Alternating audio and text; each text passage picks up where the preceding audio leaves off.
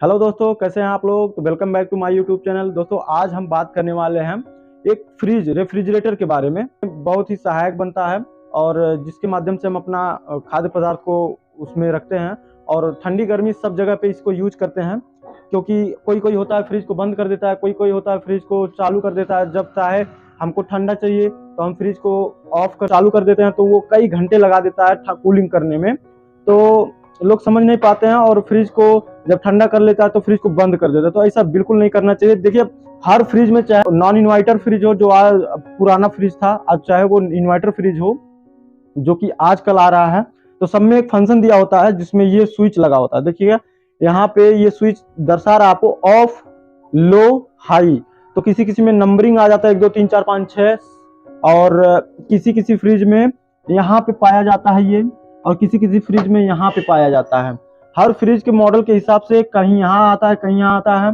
तो ये बटन का काम क्या है, इस बटन का काम क्या है, जो कि अगर हम इसको लो पे रख देते हैं, मतलब मौसम ज्यादा ठंडा है तो हम इसको लो पे रख देंगे। लो पे अभी ये मार्किंग के हिसाब से हम लो पे रख देंगे। तब जब ये हमारा मौसम ठंडा है तो ये अपने हिसाब से फ्रिज में महक नहीं आएगा, कोई भी सामान रखेंगे सुरक्षित रखेगा। तो ये कम ठंडा करके ऑटोमेटिक इसका कंप्रेसर बंद हो। कुछ लोग होते हैं कि जब ठंडी आ गया तो फटाक से फ्रिज को ऑफ कर देते हैं, फिर फटाक से जब ठंडी की जरूरत होती है फिर फटाक से ऑन कर देते हैं। तो ऐसा नहीं करना चाहिए, जिसके लिए ये सेंसर लगा हुआ है। ये सेंसर का काम क्या है, ये सेंसर यहाँ पे आके अटैच रहता है इसका। यहाँ पे देख सकते हैं आप, यहाँ पे एक तार आके यहाँ पे कूलिंग को सेंस कर रहा है। तो ये इसी का सेंसर है और हम मैन्युअली जिस पे सेट कर देंगे वही काम वो करेगा। अगर हमको कम ठंडा चाहिए तो हम इसके माध्यम से ही सेट करके फ्रिज को हमेशा ऑन रखेंगे। फ्रिज को हमेशा ऑन रखेंगे और जब यहाँ पे हम कम भी कर देंगे तो कंप्रेसर आधा घंटा, 20 मिनट, 1 घंटा चल के बंद हो जाएगा। फिर उसके बाद जब इसमें से कूलिंग दरवाजा खोलेंगे तो इसका जो कूलिंग होता है वो भाप बनता है वो उड़ जाता है। तो इसमें थोड़ा गर्म ऑक्सीजन चला जाता है, तो वो फ्रिज को फटाक से अपने आप चालू कर लेगा। फिर जब इसमें भाप बन जाएगा पूरा कूलिंग का, तो वो फिर फ्रिज को बंद कर देगा। तो कुछ लोग होते हैं कि फ्रिज कैसे यूज किया जाता है अच्छे तरीके से नहीं मालूम होता है, तो स्विच से ऑन ऑफ करते हैं तो उससे उनको फ्रिज का सर्विस अच्छा नहीं। यहाँ सेंसर से आप सेट कर लीजिए कि आपको कितना कूलिंग चाहिए। उसके बाद एकदम लो पे, ज्यादा ठंडी मौसम रहे तो लो पे, अगर ज्यादा गर्मी है तो उसको हाई पे कर दें, ना कि प्लग से बंद और चालू करें। ये अपने आप ऑटोमेटिक काम करेगा।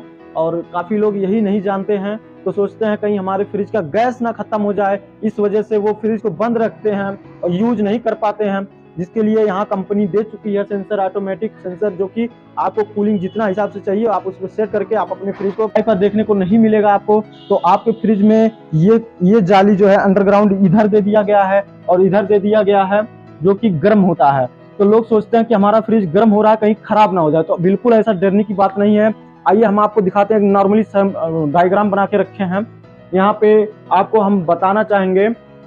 ये रहा हमारे फ्रिज का कंप्रेसर, और ये कंप्रेसर जब यहाँ पे हम 220 वोल्ट देते हैं तो ये गैस इसके अंदर, यहाँ से गैस पड़ता है, गैस इसमें स्टोर रहता है। जब ये लाइट पाके इसके अंदर का पिस्टन चलता है तो गैस को पंप बहुत तेजी से करता है, तब यहाँ पे आके वो स्टोर होता है और यहाँ फिल्टर के पास आके ब्रेक लगा रहता है। और यहाँ से ये पतली पाइप दे दी जाती है, पतली पाइप के रास्ते से फोर्स से काफी हाई प्रेशर से गैस जब कॉइल में जाता है तो वहाँ पाइप मोटा हो जाता है, और जब पतली पाइप से मोटे पाइप में गैस का परिवर्तन होगा तो आप सोच सकते हैं कि कितना तेज से प्रेशर और घर्षण करते हुए गैस निकलेगा। लिक्विड प्रेशर से गैस निकलता है, उसके बाद चारों तरफ इसमें घूमता है, जो कि घूमने की वजह से इसमें जो भी ऑक्सीजन रहता है बर्फ जमा देता है। बर्फ जमाने के बाद यहाँ तक गैस आता है, उसके बाद फिर रिटर्न यहाँ कंप्रेसर में आ जाता है। यहाँ से कंप्रेसर गैस को फेंकता है, फिर ऐसे ऐसे घूम के इसमें आता है, इसमें से फिर वापस कंप्रेसर खींच लेता है।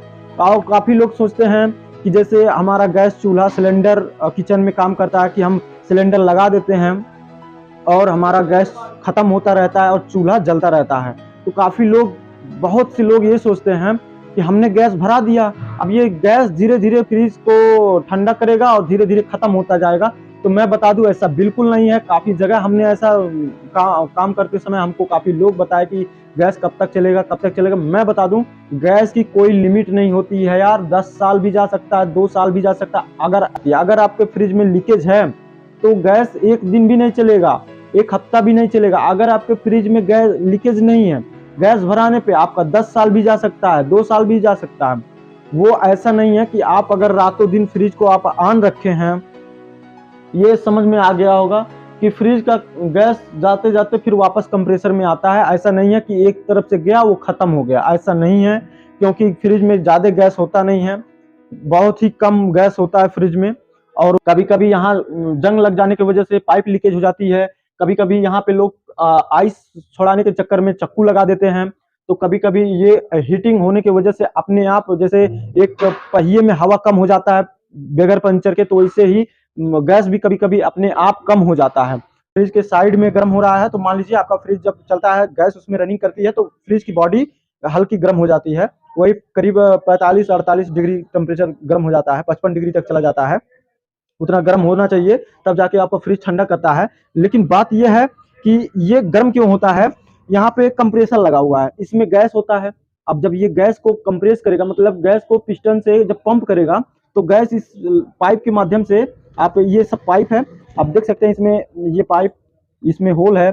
जब यहाँ से कंप्रेस होता है गैस, तो ये पाइप में ये गैस घूमता है, और एक्चुअली गैस को ठंडा करने के लिए, गैस थोड़ा नॉर्मल हवा से ठंड रहे, इसलिए ये कंडेंसर का यूज किया जाता है, क्योंकि काफ़ी ज़्यादा टेम्परेचर में आ जाता है गैस, हाई टेम्परेचर में, और काफ़ी ज़्यादा प्रेशर भी यहाँ बनता है, इसलिए पाइप बहुत मजबूत होता है।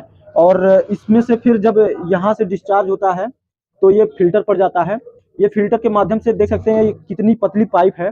इस पतली पाइप के माध्यम से ये जाता है फ्रीजर में, जहाँ आइस जमा होता है। तो वहाँ जब ये पतली पाइप से जाता है, तो वहाँ फ्रीजर में जब ये ज्वाइंट होता है, तो वहाँ पाइप को मोटा कर दिया जाता है। तो जब फोर्स से गैस जाता है, गैस के घर्षण से वहाँ पे आइस आने लगता है, जो भी ऑक्सीजन होता है वहाँ आइस आने लगता है। आइस आने के बाद वो फ्रिज को पूरा अपने ऊपर से नीचे बॉडी को ठंड कर लेता है, और जो भी सामान आप रखते हैं उसको ठंड ठंड करके वो खराब नहीं होने देता है। और जो गैस वापस जाता है वहाँ पे फ्रीजर में कूलिंग करने के लिए, वो वहीं से खत्म नहीं होता है, वो फिर घूम के इस पाइप के रास्ते से यहाँ कंप्रेसर में आ जाता है। तो ऐसा माने कि एक एक गैस है, वो एक जगह से घूमते घूमते फिर उसी जगह पे आ जाता है, फिर उसी जगह से जाके फिर उसी जगह पे आ जाता है।